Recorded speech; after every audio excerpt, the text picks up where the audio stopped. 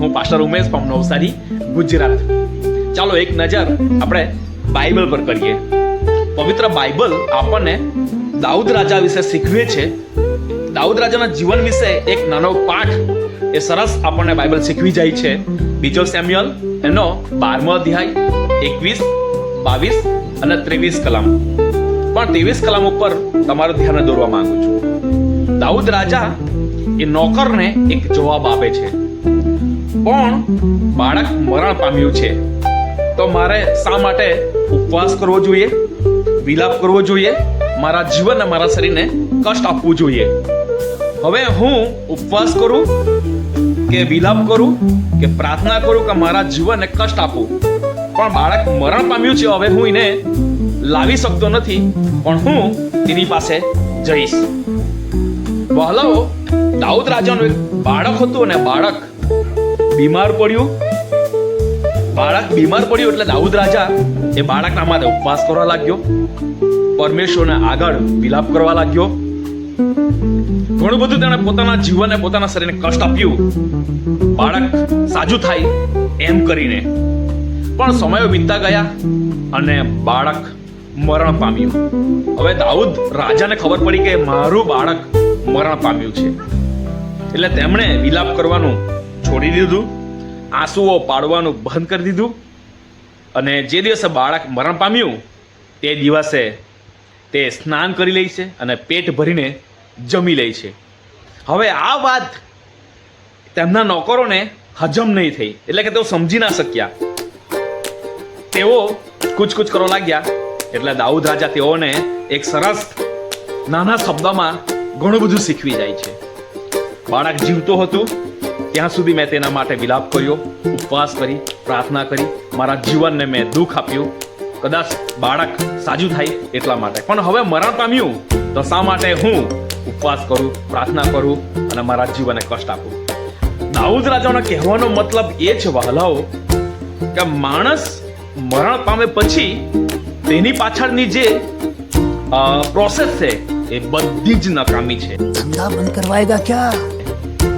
માણસ પૃથ્વી પરનું જીવનને છોડે પછી એની પાછળ હજારો કે લાખો કે પછી એની પાછળ ગમે એટલી વિધિઓ કરીએ એનો કોઈ મતલબ નથી.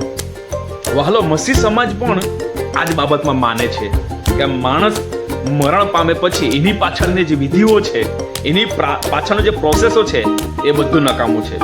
તો વહાલાઓ, આ ટૂંક સમયના વર્ષોમાં મસીહ સમાજ પણ હવે આ દુનિયાના જે રીતિ રિવાજો છે, આ જે જગત, જે સંસાર, જે માણસ મરે પછી જે કરે છે તે હવે મસીહ સમાજમાં પણ ઇન્વોલ્વ થઈ ગયું, ચાલુ થઈ ગયું છે.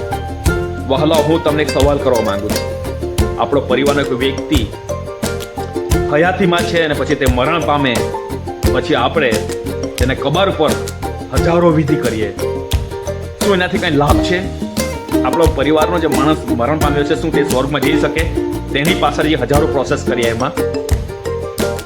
બિલકુલ નહીં. ધંધા બંધ કરવાએગા ક્યા? નંબર 2, માણસ આપણે કબરમાં દાટી દઈએ પછી ત્રીજે દિવસે જઈએ છે, એની પાછળ કેન્ડલ સળગાવીએ છીએ, કબર પર જઈને ચાદર ચડાવીએ છીએ, તેમને યાદ કરીને રડીએ છીએ. શું એમાં કઈ મોટો લાભ છે? કશું કામનું નથી. અમુક 14, 15, 20 દિવસ પછી કે 7 દિવસ પછી કે 10 દિવસ પછી એમના માટે શોક સભા કરવામાં આવે છે. ચાલો, શોક સભા હું માનું છું, કેમ કે અન્ય જાતિના લોકો આવે છે એટલે એમાં સુસમાચાર મળે છે કે મરણ પછીનું જીવન શું છે. એટલે કે આપણે એ મરણ પામેલા વ્યક્તિ માટે કરતા નથી, પણ અન્ય જાતિ લોકો માટે કરીએ છીએ. હા, એ બેસ્ટ છે, એ ગુડ છે.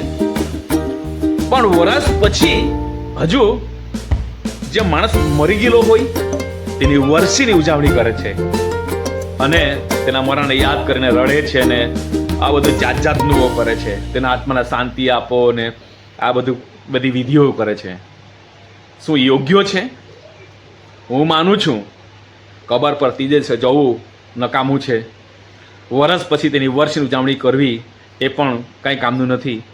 પાછા 2 વર્ષ પછી પાછા તેની વર્ષી કરે. આ બધી સિસ્ટમો મસીહ સમાજમાં જે ચાલે છે, વાલો, એક મૂર્તિ પૂજા જેવું છે. એને આપણે સ્ટોપ કરવાની, બંધ કરવાની જરૂર છે. આના પર તમે થોડો વિચાર કરો કે શું યોગ્ય છે. દાઉદ રાજાના જીવન પરથી એક નાનો પાઠ આપણે શીખીએ છીએ કે બાળક મરણ પામ્યું પછી તેની પાછળ જે પ્રોસેસ કરવાથી કંઈ ફાયદો નથી. બાળક મરણ પામે, માણસ મરણ પામે પછી તેની પાછળ રડવું કે ઉજાગરા કરવું કે ખર્ચ કરવું એ બધું નકામું છે. આ દાઉદ રાજાના જીવન પરથી આપણને એક સારો પાઠ શીખવાનો મળે છે. આ વચન દ્વારા પ્રભુ તમને આશીષ કરે. God bless you.